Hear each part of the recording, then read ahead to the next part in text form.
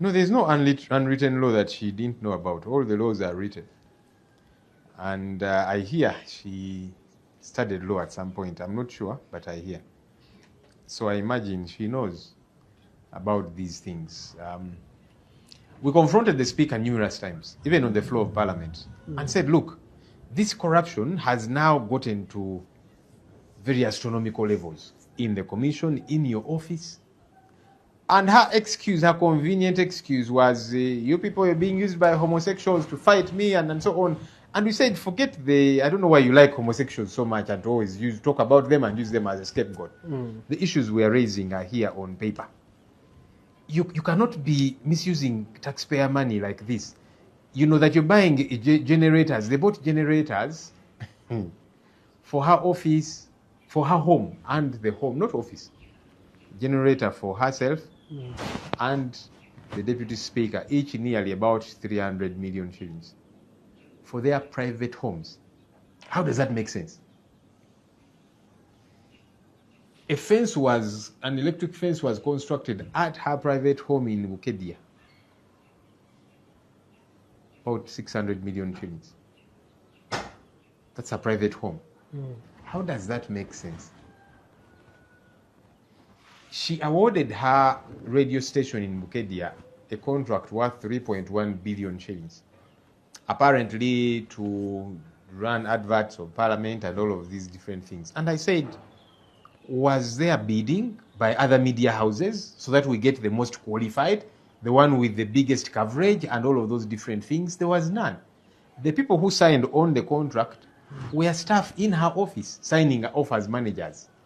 And many other ridiculous things, that billions of shillings were being put on accounts of staff of parliament. Chris Obore, 4 I don't know how many billion shillings, and all these others. They would go, withdraw, and then take to her home. There's no way these things can be right. And whenever we talked about these issues, people were saying, you, Joel, you hate the speaker, and so on. I said, look, there's no reason anyway I must have to like her. But whether I hate her or not, the issues of concern are here. Why are they not being responded to? It reminded me of the time when I was COSASE chairperson. At the time we were investigating Uganda Airlines, among other entities. And we were going after the then CEO, Jennifer Bamuturaki. It was the same talk. Joel doesn't like government, so he doesn't like this government official and so on. He's malicious. But I said, it's only a matter of time. All these things will get unraveled. So here we are today. I don't know if there's a best time to fight corruption and a bad time. Corruption has got to always be confronted head on. But again, as I have said, this regime is not interested in fighting corruption. And while I am happy that the Speaker of Parliament is being called to order, because these are things I have been screaming my voice hoarse to an extent that she began to target me as an individual, trying to bring a law to push me out and many, many different things, yeah? So I am happy that she's being called to order, but I'm not overly excited. Like I've seen some people getting overly excited that now this is a serious fight against corruption. No, please do not be hoodwinked. Because there is a plethora of other corrupt people. Can we see them being called to order? Powerful officials, including the Vice President, Prime Minister, and so on, they all stole Mabati for Karamoja. None of them has been called to order. They've all been engrossed in corruption for a very long time. But they'll not be called to order. I think the biggest offense, the other offense aside from being a thief, Anita Among, her other offense is she has been developing ambitions to run for president. And that's been clear to all and sundry. So they decided to use her theft to say, okay, now that we have a charge against her, let's deal with her once and for all. But otherwise, it's not really the fight against corruption. Otherwise, this whole government, all government officials would all be in jail. Parliament passes, and something we're always quarreling about, trillions of shillings worth of classified. That classified budget is what is used by Mr. Museveni and his son. They're the ones who control it. It's not audited. They do with it as they please. That's also corruption. Mr. Museveni said, no, these ones I have forgiven them. How do you forgive some and not others? How do you choose? Because it should be court to determine eventually. But people were taken to court by the Inspectorate of Government these MPs that were extorting billions of money from government entities. And then he said, now these ones I forgave. So that shows you that this really is not just a fight against corruption. So people should not get overly excited, because he could have forgiven her like he forgave the others. And besides, this is not the first time that we are raising these issues. When I wrote to the IGG twice, asking her to investigate, that time it was Honorable Betty Kame, asking her to investigate issues of corruption in Parliament and so on.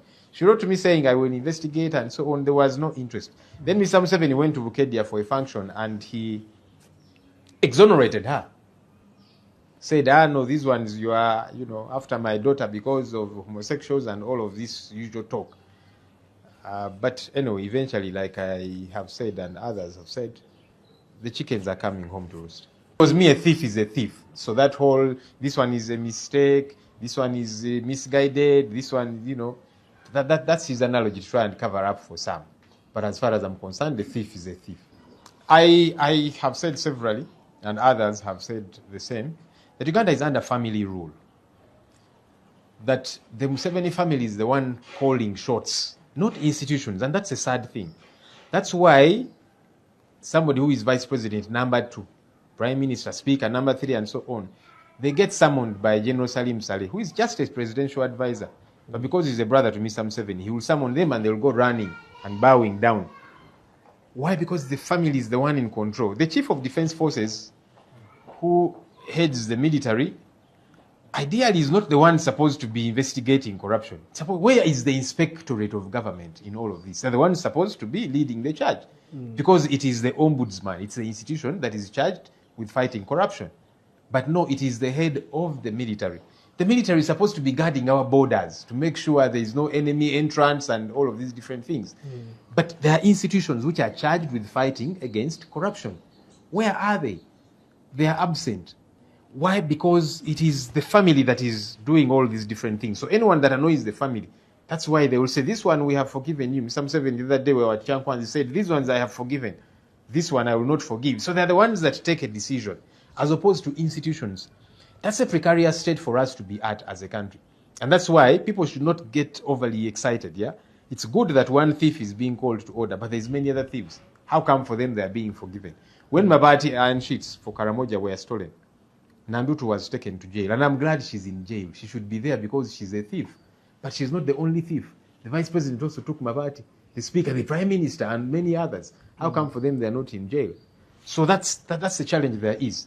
Now, General Muhoozi, who has hitherto been on rampage, abducting people, torturing them, taking them to his basement, and all of these different things. And people are getting angry with him. Now he's trying to remold himself and metamorphose and say, I'm now the champion against corruption. And I've seen some people getting excited and saying, hey, Muhoozi, oye, and so on. It's a red herring. It's not exactly just the fight against corruption. There is a lot more to it. And so he's trying to make himself appeal to the people of Uganda. In 1971, when General Idi Amin Dada took over power in a coup, people were excited because he was now arresting people and saying, this former government official has been stealing taxpayers' money and so on. He arrested this one, arrested the other, and people were getting excited. But the real fellow and his true colors were about to come through. And eventually they did. No, every office should be accountable. Every office bearer should be accountable. That's it. I can't even say there should be something new about the law or that kind of thing. A thief is a thief. The commission has not been accountable. The speaker has not been accountable. And it is a clarion call I have made several times and numerous other people. But they kept sugarcoating it. Yeah? So whichever office you get to occupy, you've got to be accountable. This has not been the case. When we're asking and saying billions of shillings that are withdrawn by the Chris Obores and others on their personal accounts and then they take to the speaker, what's that money for? Who budgeted for it? Then they were saying the speaker carrying out, corporate social responsibility and so on. What is that? You've got to unpack that. You can't say on one